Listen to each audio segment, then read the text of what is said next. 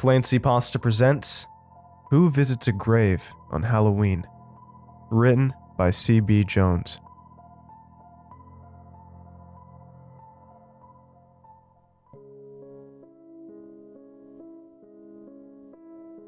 This happened to me several years ago.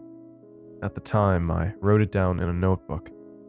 Recent events have caused me to dig it up, and I was surprised at how much I had been able to record. It's Halloween on a Thursday, and Brett and I are headed towards the White Bear Cemetery with a case of beer. It's not that we're out of school for the holiday, it's more like we skipped. The reason we're going to the White Bear Cemetery is partly because it's Halloween and we wanted to get in the mood, and partly because it's an okay place to drink. We turn off the Kimberlin Road and we're on the road leading to the cemetery, a short, fast drive past empty fields and an old radio tower. At the cemetery, we roll around the twisted gravel roads and find a place to park under an evergreen tree. I know the skies are gray and it's Halloween, but everything is far from scary. The gray skies make it gloomy. The cemetery reminds you of funerals, not zombies. Brett gets out and pops the trunk where the ice chest sits. After a slog through our first hour, the first beer tastes like heaven. Brett wanders off, flicking the bottle with his wrists and into his mouth. I lean against the car and stare at fake flowers and dead grass. I need to hear coyotes howling and yipping, chains rattling, ravens calling, ghosts whispering, tortured souls screaming, anything to scare me out of this depressed mood. After the first couple of beers go through me, I try not to piss on any graves. Hey Ray, check this out. I look up and there's Brett. He's made a necklace out of fake plastic flowers.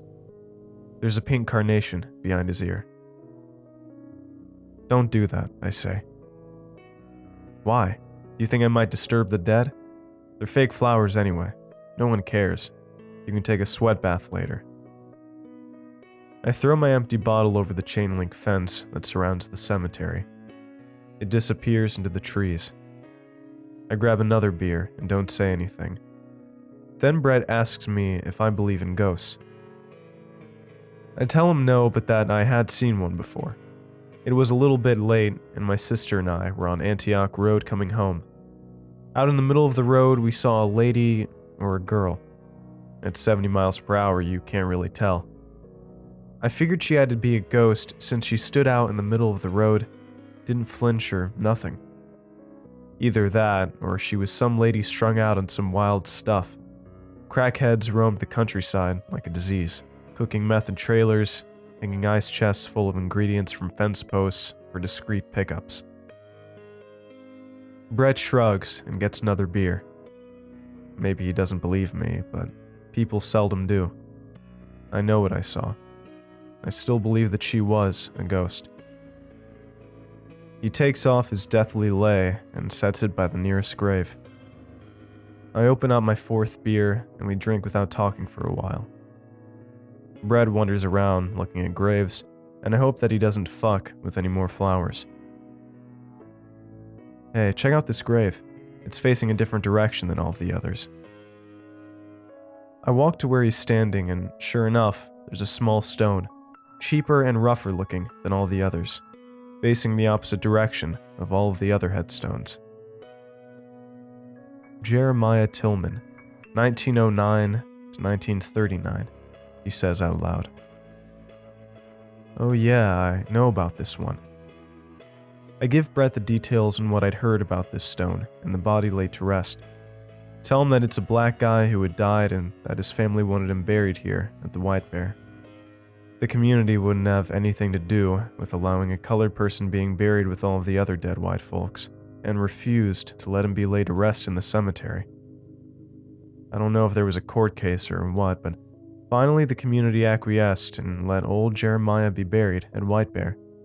But as a final spit in his dead, decomposing face, they buried him facing the wrong way. Brad looks around and gets his bearings. I guess all the headstones are facing east. It's so the dead can greet Jesus when he comes back for his second coming. They will rise and up as he arrives from Jerusalem or whatever. Jeremiah Tillman, forever buried the wrong way, not worthy to meet his Savior during the second coming on account of his skin color, or so some folks way back when would have you believe. We take a few pulls from our bottles, trying to figure out how much longer we should stay out here, if we should skip the rest of the school day, talk about what we're going to do tonight. Then there's a car moving down the road towards the cemetery. It's a bulky maroon sedan, an old lady car. We know it's the White Bear that the car is headed for since the cemetery is the last thing on a dead-end road. My first thought is that they're going to catch us underage and drinking and playing hooky. And then my second thought is that we're at a cemetery being disrespectful as hell and they're liable to get pissed. Nothing spooky crosses my mind at the moment. Damn, Brett says. Move the car. We hop in, and Brett heads to a grove of evergreens and a pile of red dirt that are nestled in the corner of the cemetery, at the bottom of a lightly sloping incline. And maybe it's the beer, maybe it's the frantic rushing around, maybe it's a mixture of the two. But Brett nails a tree pretty good. He curses, and I fall out of the car laughing. He gets out and assesses the damage silently, whispering obscenities. We can see the car at the top of the incline, and we stick to the background. The driver parks so that from our vantage point, all we see is the top of their car. A car door opens, slams shut. Who comes and visits a grave on Halloween? Brett asks. Two guys that are drinking some beer? I don't know, maybe the relative or whoever died on a Halloween. Well, I'm getting a closer look, he says, as he starts off towards the tombstones. He's dodging and crawling like a soldier through the mud, and he bangs a huge marble headstone with his shoulder. It doesn't faze him thanks to that six-pack buzz. I follow. He's crouched behind a big hunk of granite. The words Henry Ferguson, beloved husband and father, are etched into it. I hunker beside him, and we watch from about 50 yards away as an elderly lady in a blue pantsuit stands in front of a headstone. She's wearing one of those plastic headscarves that protect her frozen old lady hair from moisture. Under the clear scarf, you can see her badly dyed hair that's supposed to be red, but it looks orange. Out here in the gloomy gray air, her hair's as bright as a torch. She leans forward and caresses the headstone slowly. Reaching into her purse, she pulls out a small, ornate blue bottle. What the fuck? Brett whispers in between heavy breaths. My bladder, already about to burst from the beer, and compounded by the effort of the fear, is about to unleash itself. I have to concentrate real hard on keeping my urethra shut. All that beer in me, it'd be a real mess. She tilts her flaming head back and lets out a noise like an animal that's dying. A strangle noise that tapers off into a high-pitched gag at the end. A sound that is no doubt playing on the loudspeakers in hell. Maybe it's grief or something. People can make the most awful sounds at times. All that I know is that I don't like it. And then I become even more disturbed. She undoes the top of the vial that she's holding and pours its contents over the earth surrounding the grave, sprinkling it like it's a bottle of Italian dressing. I think that I can see steam or smoke rising from the ground. I look at Brett, his eyes wide with terror. That's enough for me, Brett says. I have to agree, and we both scoot back on our hands and knees towards his car. So far, we're in the car without detection, but this can't last for long, as there's only one exit. We can wait until she leaves and pray that she and the dead that she's obviously resurrecting don't find us. Or we can run like hell. Brett starts the car. We're running like hell. He digs up some tremendous ruts as he backs out, and dirt and grass flies everywhere. There's no way of getting out undetected now. The burial plot she is at sits in the middle of the cemetery, with gravel paths running along both sides. Brett, bastard that he is, speeds along the path with the passenger side window adjacent to the old lady and her evil vial. I have to look out the window as we drive by. She turns her head slowly, following the car. She only looks slightly surprised. We make eye contact, which is weird since Brett has tinted windows and I'm pretty sure she can't see my eyes, and I see the dark pits of her eyes. 2 big black seeds nestled in the craters of her sunken sockets. The whites of her eyes, they're not there. Oh shit, man, she sees us. Go, go. No shit, man. We hit the main road and its sweet, smooth asphalt and floor it, breaking a few land speed records in the process. Red gives a triumphant laugh. Man, that shit was wild. What the hell was she doing out there? I don't know, I say, coming down from all of the adrenaline and fear. Cotton mouth, heart fluttering, feeling a little safer. There were no whites of her eyes, I say. What? The white part. Nothing. Let's go back to school. We need to get some food, sober up. We can still make 5th hour after that. That sobered me up enough as it is, but yeah, let's go. I haven't pissed the bed since I was 6 years old, but a week later I awake with my boxers damp and my legs irritated, the sheets drenched. Covered in urine and shame, I take a shower, wash my sheets. The bedwetting isn't accompanied by a nightmare this time, but a week or so later, it is. The most vivid nightmare of my life occurs, where I can't distinguish it from reality. I'm sleeping in bed when I hear pounding on my window, pounding so fierce that it rattles the glass in the pane. I sit up and there she is, the lady in the cemetery. Her face is illuminated by her hair, which is on fire, a raging brush fire on her pale head. Her black eyes are slanted downward and her mouth shaped in an O. She keeps pounding and begins to moan. I feel wetness in my bed. Look down. Blood. Her moaning grows louder and correlates with my rising heartbeat. Before my heart beats out of my chest, I wake for the second time. Sweet reality. The only remnants from the dream is the wetness. Not blood. Piss. The bedwetting occurs with some degree of regularity, maybe twice or so a week. When it happens, I feel embarrassed, ashamed, even though no one knows that it is happening. I wash my sheets discreetly when no one is home, my secret. The old lady never visits me in my dreams again, but each night I dread visiting my bed, fearful of another nightmare. I do not know if Brett is experiencing any symptoms, if he is wetting the bed, if he gets depressed for no reason out of the blue, if he is having dreams. But he appears to be his normal self. He laughs, he talks, he still hangs out on the weekends. But then again, he wasn't as unfortunate as I, and didn't get a look into the lady's eyes. He didn't get a full dose. I did, and I sleep with a nightlight now. I don't get out as much. I don't have the spark. It's getting worse.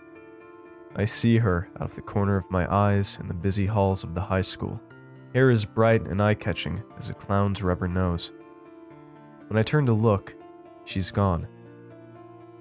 It happens more often than I'd like. Out in the courtyard, she peeks out from behind an oak tree. A tattered ragdoll face with black button eyes leers at me. She disappears in between blinks. On the drive home, she's there, standing out in the middle of an empty pasture as I drive past, waving. Maybe it's only going to get worse. Maybe the reason that she hasn't been visiting me in dreams is because she has gone on to bigger, better things, like visiting me in the waking world. Maybe I'm going crazy, moments away from hunching in a corner, mumbling and screaming and drooling. The notebook ended there, and so did the hallucinations, the dreams, the bedwetting. I had broken down and told my parents that I thought I was depressed. They had noticed that there was a change in me, that I shut myself in my room most weekends. I saw a psychiatrist, told her about the bedwetting and depression symptoms, and came out with a prescription. I didn't tell her about the old lady at the cemetery or the hallucinations. Everything slowly returned to normal, and I had an uneventful senior year, prom and graduation and sports and parties. Brett, he seemed as carefree as ever. We mentioned the event in passing a couple of times, usually after we had been drinking, and in the manner of, "Remember that time we were drinking at the cemetery and saw that crazy old bag?" We graduated and went off to separate state colleges. He to the AG college out west, and me to the preppier state university. I visited him a couple of times and nothing seemed amiss. Seemed to be enjoying himself out there and had more luck with the ladies than he had ever had back in high school. My mom called me on a Tuesday evening with the news. Brett had been found dead in his dorm room, hanging from a noose that had been fashioned around a support beam in the ceiling. It had been ruled a suicide. He had done it over the weekend while his roommate was gone, and his body had hung around for a couple of days before he was found. It was a few days later when I got the package in the mail. It was postmarked on the 23rd, a Friday, the Friday before Brett's fateful weekend, and it was from Brett, a thick manila envelope. Dread filled my stomach as I set it on the table. I paced around for an hour before I got the nerve to open it. There was page after page after page, drawings and scribblings and illegible handwriting. Her flaming orange hair depicted in orange crayon, the pits of her eyes scrawled deep black until there were holes worn into the paper. That gaping O of a mouth. Not everything was unreadable, and much of it was repeated over and over again. "Do you still see her, Ray? She has started talking to me. I hear her all the time now. Will I ever be normal again? Don't use your mirrors. Those goddamn fucking eyes. Everyone has them now." My mouth was dry and my heart was pounding. Sweat drenched my forehead and back. I looked around the room, thumbed through the papers, looking for the clue that this was all a prank, a coincidence, that he had planned this thing long ago and then committed suicide for a separate, unrelated reason. I came upon a phrase that I hadn't seen before. In a sea of letters and illegible figures, it jumps out at me. Don't look out your window right now. She is watching you and thinks you look good in that blue shirt. I looked down at what I was wearing, a navy polo. Across the room, the blinds fluttered, begging me to peek out of them.